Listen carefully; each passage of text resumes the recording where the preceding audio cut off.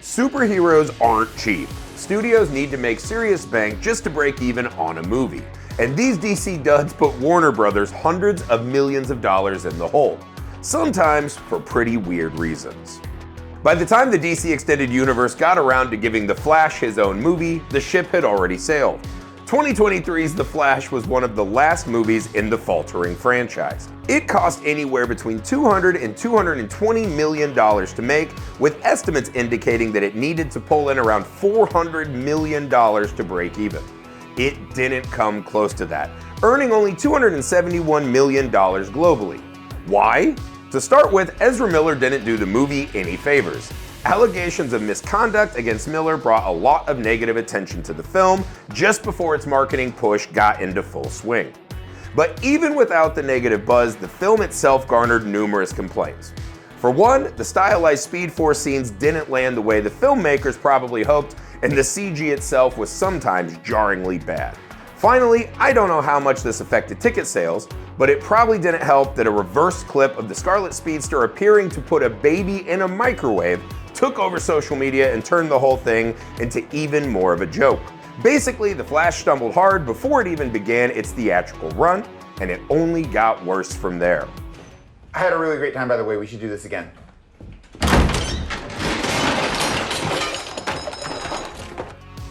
Blue Beetle is a fairly popular DC Comics character who's been around since 1939. But despite his long history, he hasn't shown up much outside of comics, cartoons, and minor TV appearances. The character's fan base is on the smaller side, so there wasn't a huge crowd of people waiting for his movie. Casting Xolo Maridueña of Cobra Kai fame in the title role for the 2023 movie was a smart move by Warner Brothers, but even his charisma couldn't save this film from financial failure. Let's do this.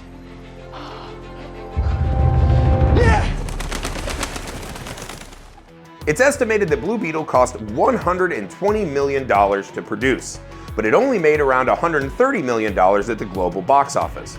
Part of the reason was a poorly structured marketing campaign, but more importantly, Blue Beetle was another movie riding on the dwindling fumes of the DCEU. Everyone knew from the start that there wouldn't be a sequel. It wouldn't kick off anything bigger. People were sort of just waiting for the universe to reboot at this point. There are a lot of reasons Blue Beetle bombed, but it basically boiled down to this: nobody wanted to watch it. I believe in truth, but I'm also a big fan of justice. Justice League, where do you even start with this movie? The 2017 team-up was supposed to be Warner Brothers and DC's answer to the Avengers, but even though it made a decent chunk of change, it was still a financial flop. All told, Warner Brothers pumped an estimated $300 million into the production. Spending so much meant that the break-even point was around $750 million, but it only brought in $661 million worldwide, costing the studio nearly $100 million in losses. The problem started in production. Director Zack Snyder had to leave before it was finished due to personal reasons, and Joss Whedon was brought aboard to punch up the script, tackle reshoots, and take the whole thing to the finish line. It was a disaster, to put it lightly. Something tells me we're not getting the band back together. Whedon's lighter take was jarring next to the tone set up by Snyder. The story was generic, and it often felt, for obvious reasons, like two completely different movies stapled together. And then to top it all off, it went and committed an unforgivable sin in comic book movies. The main villain was forgettable and ultimately pointless. Black Adam is another DC character who is largely unknown by those unfamiliar with the comics. That's not always a problem, and the 2022 film also had a huge star in the lead role in Dwayne Johnson, who promoted the movie extensively. Things will never be the same, because the hierarchy of power in the DC universe is about to change. Well, that didn't happen. Black Adam cost around $200 million to make, so its box office take of around $393 million wasn't anywhere near enough to justify the expense. When all was said and done, Warner Brothers lost as much as $100 million on the film. Johnson reportedly exerted a lot of creative control, which ultimately didn't help. One exec told The Wrap anonymously, "Dwayne tries to sell himself as bigger than the movie. Instead of making a movie, he wants to extend his brand and make a brand centered on himself." That might explain some of the baffling creative decisions that went into the movie. But Johnson allegedly pressuring the studio to get his own way isn't the only reason Black Adam bombed. The DCEU was already in its death throes at this stage, and the film also had some stiff competition with Marvel's Black Panther: Wakanda Forever coming out soon after. How does it feel? Wrong. The first Aquaman film was a rare success for the DCEU, so a sequel was inevitable. Unfortunately, Warner Brothers waited too long. 5 years passed before Aquaman and the Lost Kingdom hit theaters in 2023. Surprisingly, the movie actually did pretty well at the box office, pulling in over $434 million. Unfortunately, while that more than covered the film's $205 million production budget, the film still failed to make a profit. Aquaman and the Lost Kingdom reportedly needed to make somewhere between $510 million and $555 million just to break even, which was always going to be a big ask. The second Aquaman made a valiant effort, but between poor critical reactions, the long wait from the first film, and a bit of superhero fatigue, the film was destined to sink. Green Lantern has been a fan favorite DC character for decades, but it took a long time before he arrived on the silver screen. In 2011, Ryan Reynolds took the reins as Hal Jordan, but unfortunately, his highly anticipated outing was a massive flop. The film cost $200 million to produce and only made $237 million. Green Lantern was meant to launch a new film universe, but it bombed so hard that DC scrapped those plans. There are several reasons why Green Lantern bombed at the box office, but first and foremost was its over-reliance on visual effects. The decision to make the main character's costume with CGI was, well, let's call it misguided. What the hell is with that mask? Came with the outfit. Cool, huh? Due to budget changes, a lot of the CGI didn't get completed until super late in the production process, and it shows.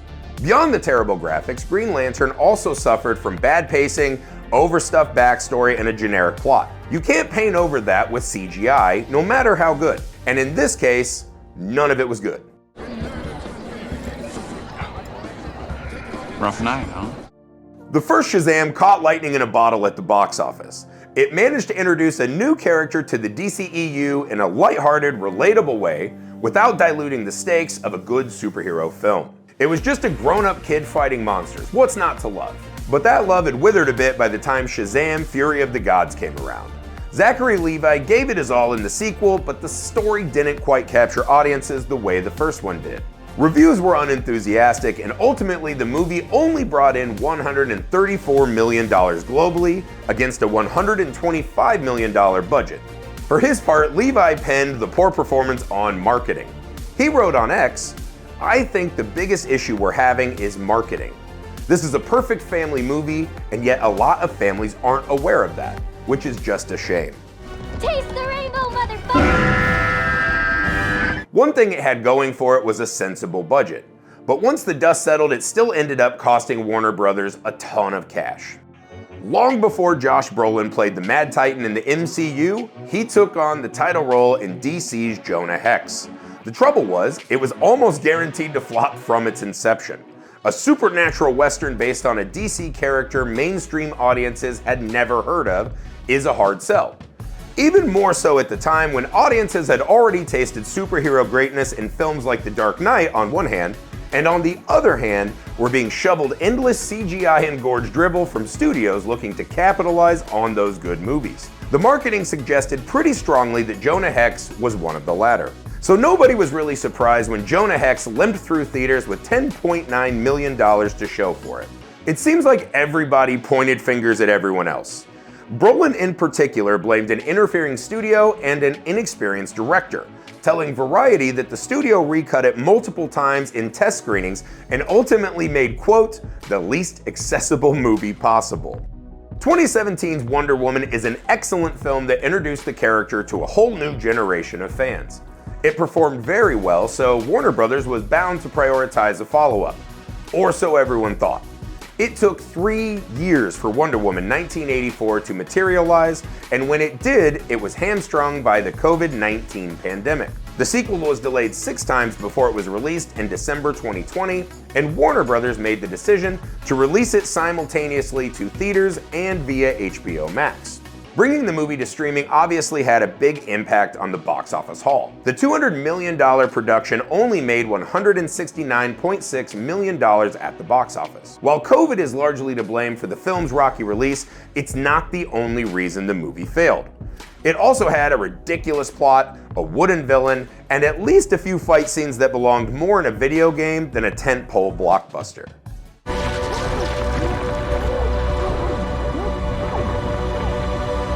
Wonder Woman wins. Pandemic or not, Wonder Woman 1984 couldn't stand up to the original. One of the worst things filmmakers can do when making a superhero movie is to completely disregard the comics. Well, that's what happened with Halle Berry's Catwoman, which bears no resemblance to the comics outside the title. Instead of Selina Kyle, Catwoman is Patience Phillips. She has no connection to Batman or her comic book counterpart. But more than that, it's just a bad movie. It was me you flushed down the pipes.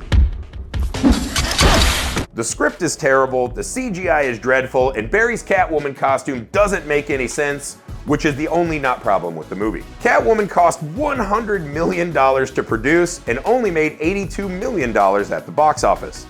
The movie was so bad that it won 4 Razzies, including one for Barry, who accepted the award in person while holding her Best Actress Academy Award. At least she had a sense of humor about it. If I must suffer, humanity will suffer with me. Director Tim Burton surprised the world with the highly successful Batman in 1989. After turning in a solid sequel, Burton left the franchise. The next film, Batman Forever, was directed by Joel Schumacher. It wasn't objectively awful, but Schumacher's follow-up, 1997's Batman and Robin, was so bad it killed the Batman film franchise for the better part of a decade. Burton's films are dark and brooding while still having some campy elements, but Batman and Robin is all camp, all the time. Forgetting the so-called bat nipples and other ridiculous additions to the costume, the film plays like a toddler's fever dream, complete with some of the worst one-liners ever conceived. I'm running on empty. I need the diamonds from my hideout. I'll help you grab your rocks. Batman and Robin cost the studio $125 million to produce, which was a lot in 1997. Ticket sales weren't too bad, all things considered, with the film bringing in $238 million at the box office. But it failed to break even and is considered to be one of the worst superhero movies ever made. Years later, George Clooney apologized for the film.